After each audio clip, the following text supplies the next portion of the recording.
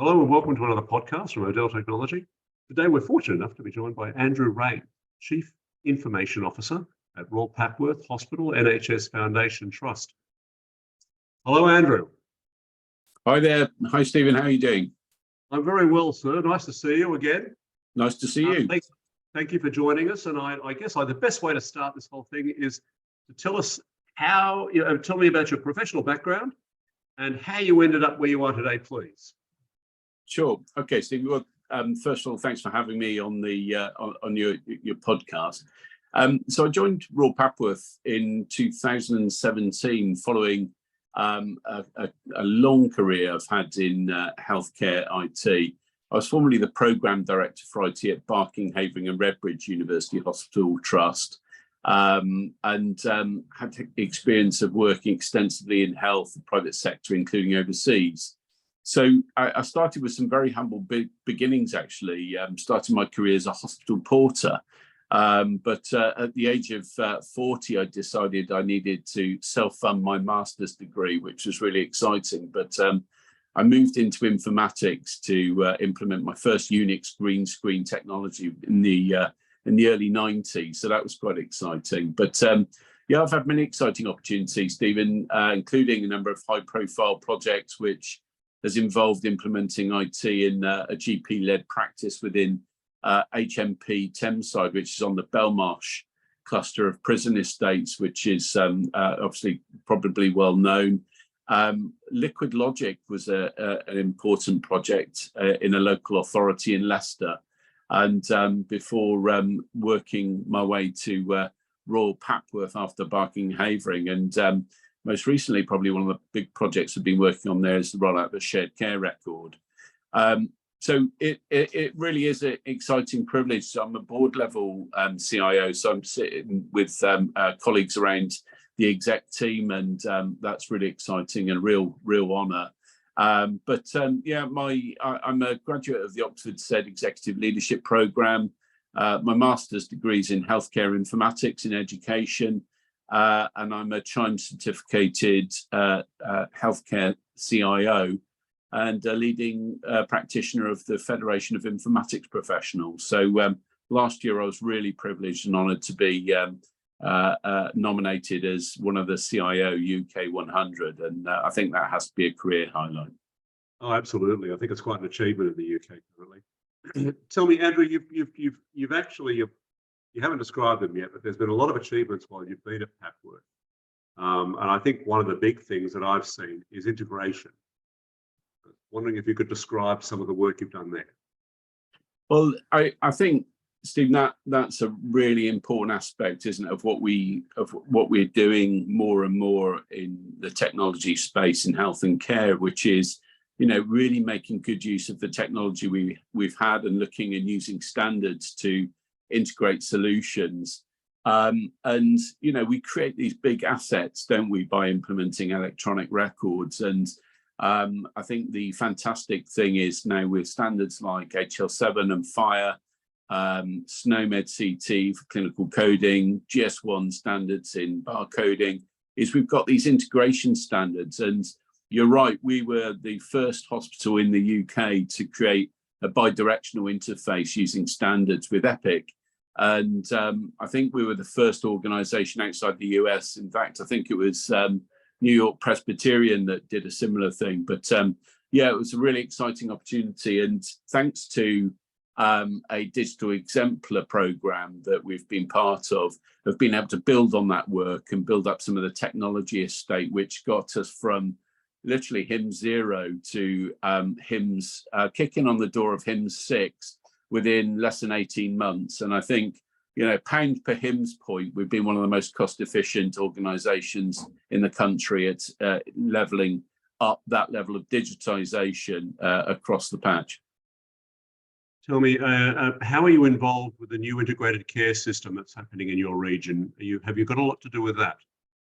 Yeah, so I've been quite active in the ICS, as I was the former chair of the Cambridgeshire and Peterborough Digital Enabling Group. And I think that's a tremendously exciting opportunity to be involved and understand the digital landscape and the changing aspects of that. So the big project there I mentioned was the shared care record, and I think we've had a distributed leadership model in Cambridgeshire and Peterborough. So as the chair, I was also obviously the exec lead at Royal Papworth, but it meant that I was able to come to the table with a feeling of what's happening on the ground. And I think sometimes that enables you to speak truth to power. And the shared care record for me was a really important ambition. For 20 years, I think, in my career, we've been trying to get to this place where we have almost a single virtual version of the truth in terms of patient records. And thanks to those kind of capabilities that I described in terms of interoperability and the shared care record, we've managed to start connecting services. So we're live with things like GP Connect. We've got one of our big acute hospitals now that's able to see primary, community and mental health data. And that's just the beginning. So we've got a fantastic journey ahead. And I think the second phase will be trying to share acute data across our system. So this will mean that we can expose any data we put into it, and you'll be able to see it in context of your own EPR. Okay. And tell me, in terms of theatre connectivity, I know you've been working with Cambridge Medical Robotics and a number of interesting companies down there, because you've got some of the best surgeons in the country. We have, Stephen, that, you know, it fills me with pride to think of that and to hear some of the outcomes. So, you know, in some of our practices and in cardiology, I just so humbled to hear some of our cardiology practices. Our patients' outcomes are potentially as much as 5 years longer life expectancy than other centres with like-for-like procedures.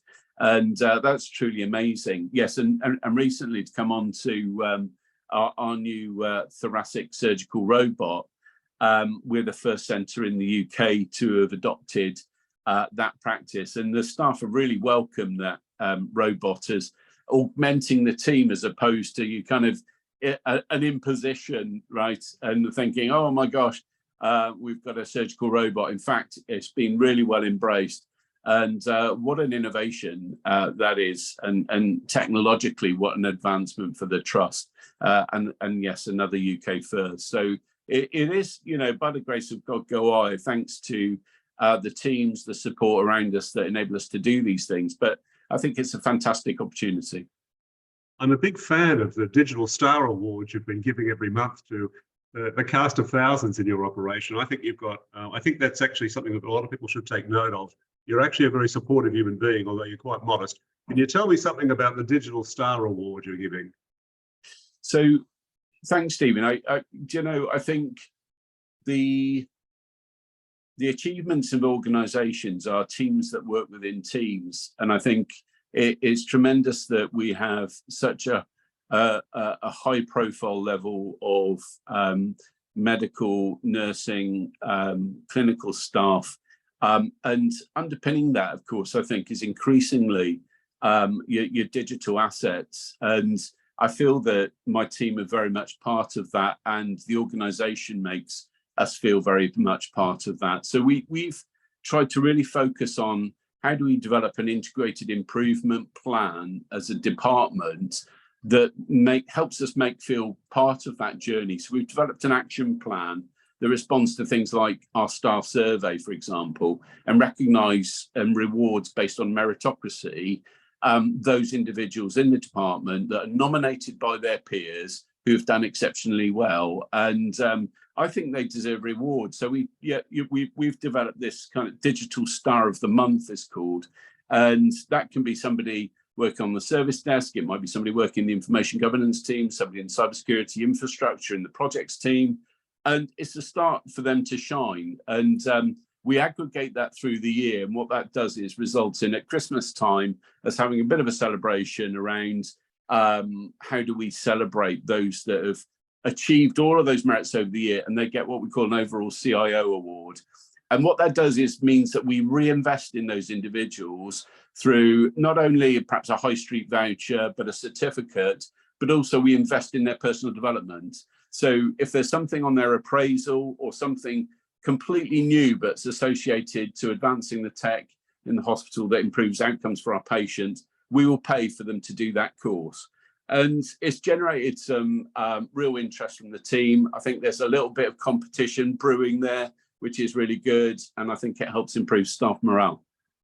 Excellent. Tell me, with regards to some of the challenges of the waiting list that you've seen unfold in various trusts, can you describe what your department had done to help that?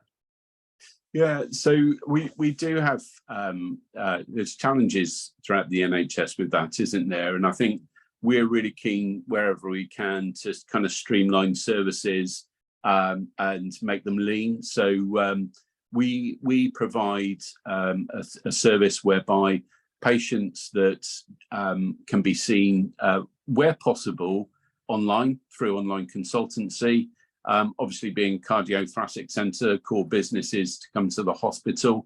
But as they come into the hospital, they're greeted with things like kiosks where they can check in. So the self-check-in service, but there's also people. And, you know, I think we talk about digital transformation and we don't talk about the people that are involved. And yet, I think actually they come hand in hand. In fact, I'd say it's actually about people, isn't it? So we do need to be able to steer people, but just try to create flow.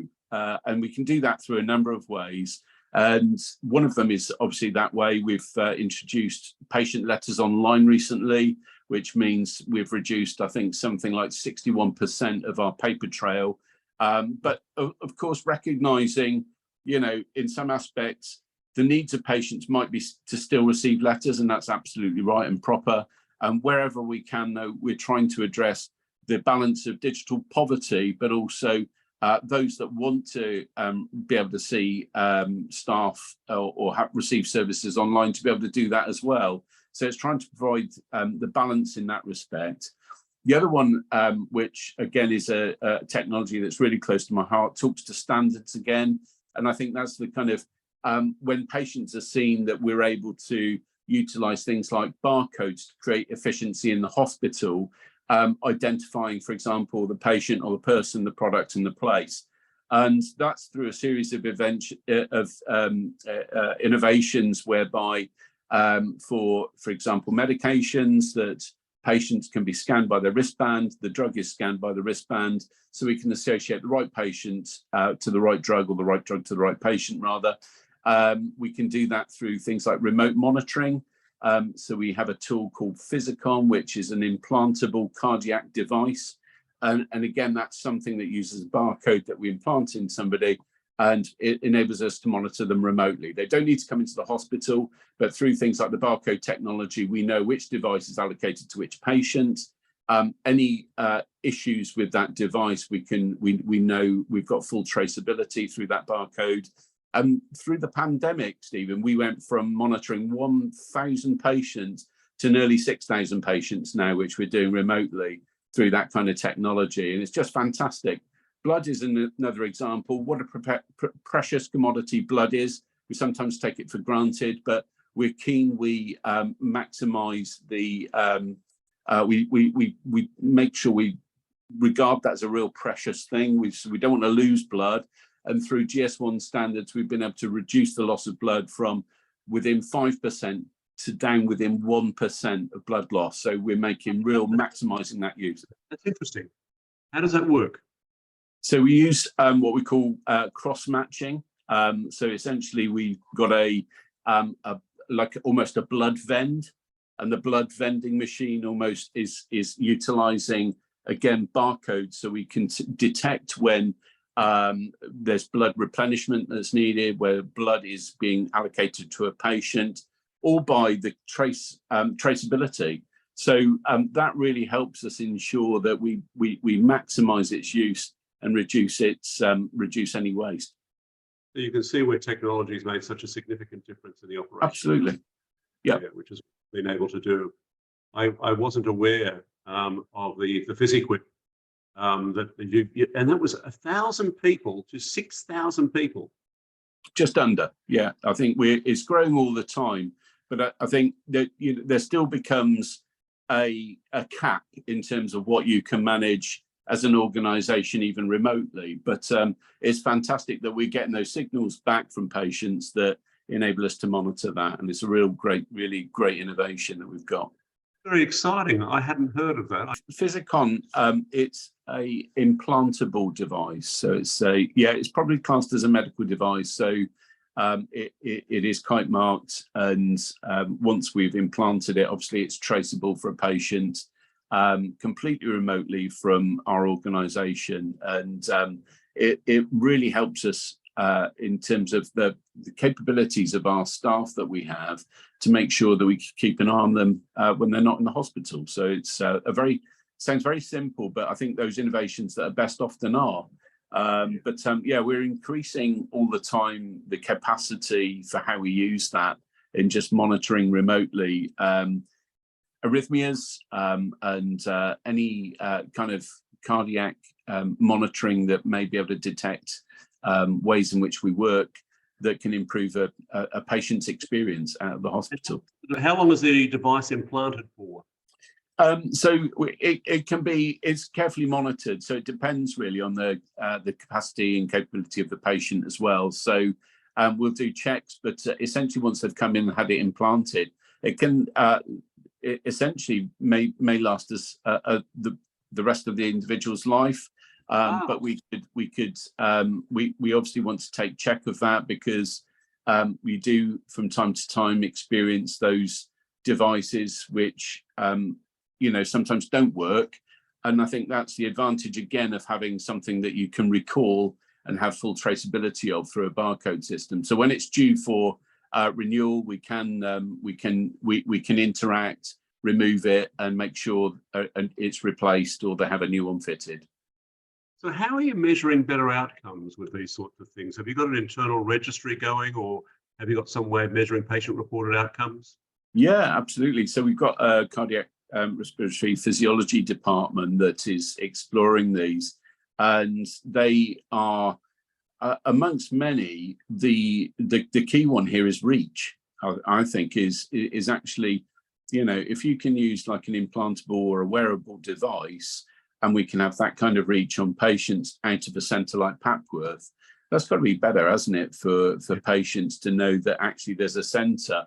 It's like almost a virtual ward, isn't it, of patients with about 6,000 patients in addition to those that are in the hospital that we're helping monitor. I think that's a superb outcome. Absolutely. And has the barcoding of delivering of drugs, has that reduced medication errors? Yeah, absolutely. I think we talk about continuous improvement, Stephen, and we have all the time ambitions to keep a real careful watch on how we medicate, the safety of medication, how efficient we're being. And I think, some of the times we talk about a lot of manual entry when it comes to data, staff using keyboards to do it. But if we've got a scanning device that we can use to scan a barcode, and it gives you precise data every time you capture that data, then I think you're starting to work in a new realm of safety. You've not got the error with input, and through the connectivity of our systems, of course, including that with through Addenbrooke's, through our bidirectional interface. Every time you're transacting, you can guarantee the data quality that goes from one point to another. So I think federating that data when you talk about shared care records is going to be critical, because that informs how we plan our resources, how we care for our patients, research and development, where we place money in terms of important resources. So that information is really important, it's accurate. And I think, I've heard a number of times of discussions about artificial intelligence. Artificial intelligence, of course, is still dependent on high quality data. If artificial intelligence is acting on inadequate data that doesn't have any integrity about it, it'll make decisions based on that. So I think things like the capabilities for capturing data, which is in a standard format, such as the NHS number, a GS1 barcode, it's going to act on really high quality, high-end data that we can then federate through systems. And we should all be doing that. We should all aspire to that creation of excellence in that data, so we're providing the best possible time to every patient every time. I agree. Yes, I can see that. I think it was it might be in 2018, Interpol, I think, did a some research on this and attributed something like 1 million deaths a year to counterfeit drugs. So, that's a lot of counterfeit drugs entering the market, right? So I think it is increasingly important, and it protects our staff. But another way we're using that, Stephen, if I may, is through things like ward audits. So, for example, ward audits and identifying your inventory of what's on a ward, for example, in terms of equipment, we've barcoded that. So what we can tell is on a ward, what equipment is where and how quickly we can identify it and find it and account for it. So that makes best use of the public purse. It also makes best use of our staff's time. Staff are busy. We know in health and care there are workforce challenges. So why would we not invest in a system that doesn't maximise the potential of our staff? So all the time spent looking for equipment should be null and voided with this kind of technology. It uses an RFID infrastructure, and we've got scanners in the ceilings that create a breadcrumb trail of where this kit is. And then we've got these handheld scanners that enable, if you're in the vicinity, then quickly can pick those up. So we've got a ward audit down to, I think, within 2 minutes. It used to take something like half a day. Wow, that is an enormous cost saving. And you've done the same with drugs. So if I'm the ward sister or I'm the matron on a ward, and I just say, I run out of paracetamol. Have you got some, how does that work in your system? Yeah, so I think if we've run out of drugs, we've got, we've got systems which help that replenishment. So intelligent systems which can say, actually, we're running low on this. We use the e-prescribing and our software that can reorder and make sure that we've replenished it through our pharmacy. And again, through the use of barcodes, we can control stock, manage our allocation. So for all stock coming into the hospital, it uses barcode capabilities. So we use something called EDC Gold. That comes into the system. Once it's in the hospital, we use that barcode technology in every room. So literally every room has a postcode through a GS1 or what we call a GLN, a global location number. So we can see then that where things are in the hospital, we've got this kind of visibility. And I think that really helps in terms of being efficient with staff time, being efficient with your products, know when to not overstock, but auto-replenish.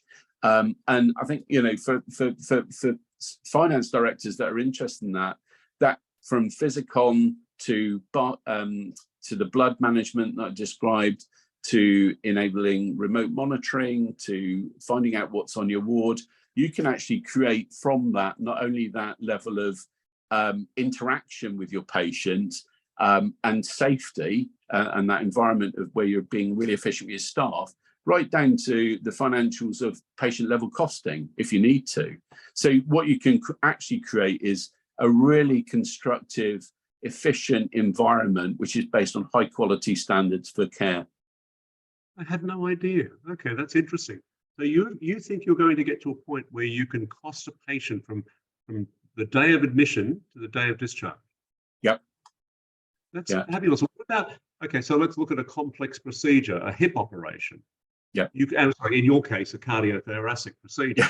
That's Wrong hospital. Yeah. So you can do that. So we're on a journey. I think it's worth saying that, and I think again it's a continuous improvement. But the aim is, if you think about every interaction, combining a scan of a product, a person, and in the place, in theory, we've got those keys of that data to enable us to enact that and to be able to get that data. We've got the product, so you described a hip or a heart. If that comes in a certain way and you can scan it and it tells you this is a hip or this is a heart, this is belonging to Papworth Hospital, you scan the member of staff, you scan the location, you scan, or you have a scan which creates the procedural code, and you can capture that. That gives you that data every time. And I think increasingly, retail have been doing this for years, as we know. There's an initiative within health called Scan for Safety. It uses this kind of approach to managing this way, and we're on that journey. And I think we've captured a lot of that, and we're hoping to continue to do so. Oh, that's exciting. I wanted to say, you've obviously achieved a great deal in a short space of time at Papworth, and you've got a great team. How many people in your team? I don't think people have any idea of the scale of your operation. So I think that's, again, coming back to the team, it's all about team, isn't it? I have less than 50 staff, Stephen, doing that operation, and we manage over 2,500 devices. But again, not only keeping the lights on, but the transformational activity. But I think that comes together with teams working within teams, people knowing people, building relationships with organisations, ensuring trust. Once you have those things, I think it really helps in greasing the wheels. But you need to keep that dialogue with the organisation to maintain it on its journey. We're lucky that we've got a lot of innovators at Papworth, and we think they want to be engaged and again, advanced in that case. And I think that does help in terms of that engagement process and taking people continuously on that journey. But it's even more helpful when they see that innovation themselves and they want to be on that journey. So I think that's a real almost a catalyst for continuous change. And Andrew, I think if I've got a small or medium-sized enterprise, I'm an IT company, and I think I've got something that's innovative, is it okay for people to make contact with you if they think they can make a meaningful contribution to your efforts? Yeah, absolutely. And, I really welcome that. And, we're lucky we have a digital strategy board that we welcome input for people to talk about challenges they have in the organisation. We use that as a forum to say, these are our priorities in terms of things in the tech space, but we definitely come at it from a point of, what is the organisational priorities? What are the problems we need to fix? And once we put that through the kind of machine that goes bing, everything kind of goes round, and it gives us a top 10 so that we know constantly where our focus is, and that can be challenged by the digital strategy board so that we constantly have this agility in terms of saying, is that our priority right now? But a different challenge with that is if you're continually changing that, you won't achieve anything. And if everything's important, nothing becomes important. So you do have to be focused and go and really work hard at the deadlines and achieving things, not flitting from one thing to another. You need to have that kind of focus in going after it, and you'll see results. So, Andrew, finally, in a perfect world, and that the trust was flush with money, what would you like to see happen in your department? Oh, wow. That's the next Wish level. list. Isn't it? I think with the amount of money that we can have, I think we need to continually work to look at being solution focused. And I think that is all the money in the world. I think is people are a massive asset, and there are lots of technologies out there. But I think it's interesting. I know they won't mind me mentioning it, but Gartner talk about their tech hype curve, which is, often, and I hear it myself, is that, sometimes people go after a pet project or something, they want to introduce something, and it's the latest technology. And what it can often do is it require a huge amount of expenditure. It doesn't necessarily deliver the value that you think you can do. Tech needs to be affordable, it needs to be manageable, it needs to be, most importantly, implemented in the right way. And that's taking people with you. They're the most important things. So if I had the money, I'd use it to continuously look at how do we continue to create value. And that doesn't necessarily mean massive wholesale swapping out of technologies. It means how do we more efficiently work so that we give clinical staff the right information they need to do what they need to do in the most practical way, utilising the resources that we have, making full optimisation of those uses so that we can look at other things that we need. But we come at it from a problem perspective as opposed to a giant wish list or the latest red balloon that flashes by. Well, I love that. I've enjoyed that. Andrew, thank you very much for your time today. Welcome. I've enjoyed it. Thank you too. It's been great to see you. Absolutely fabulous.